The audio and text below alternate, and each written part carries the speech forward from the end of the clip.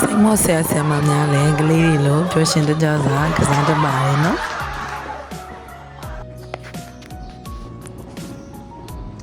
အားလုံးပဲမင်္ဂလာပါစိတ်မော့မင်္ဂလာမန္တလေးမှာကြိုဆိုလိုက်ပါတယ်ရှင်18ရက်17လ2025မှာ21ရက်17လ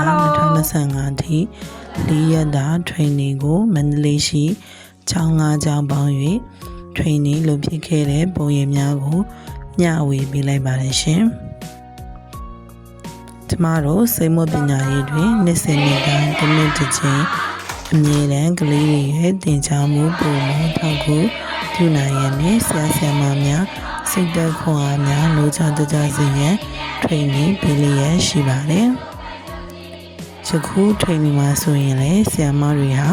ကလေးတွေလိုမျိုးပဲသင်ကြားမှုကိုကျိုးရှင်စွာလေ့လာသင်ယူနေတာကိုတွေ့မြင်ရမှာဖြစ်ပါတယ်စိတ်မော့ဆရာမများကတသမီတို့အတွက်ပျော်ရွှင်သောသင်ကြားမှုဖြစ်အောင်အမြဲဖန်တီးကြိုးစားလျက်ရှိပါတယ်။ဒါကြောင့်တင်ကလေးက4နှစ်မှ14နှစ်အရွယ်ဆိုလို့ရှိရင်အရွယ်မလွန်ခင်တင်ကလေးရဲ့အုံနောက်ငယ်ဖွံ့ဖြိုးမှုပုံမှန်တိုးတက်ဉာဏ်ဆန်စွာလေ့ကျင့်သင်ကြားပေးဖို့ကို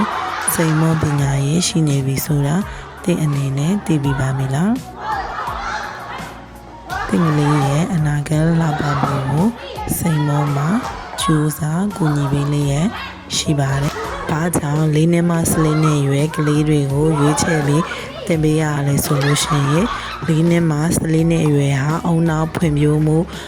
လေ့ကျင့်ဖို့အကောင်းဆုံးအချိန်ပဲဖြစ်ပါတယ်။14နှစ်ကျော်သွားပြီဆိုလို့ရှိရင်သင်ကလေးရဲ့အုံနောက်ဖွံ့ဖြိုးမှုလေ့ကျင့်ဖို့အရင်နောက်ကျသွားမှာပဲဖြစ်ပါတယ်။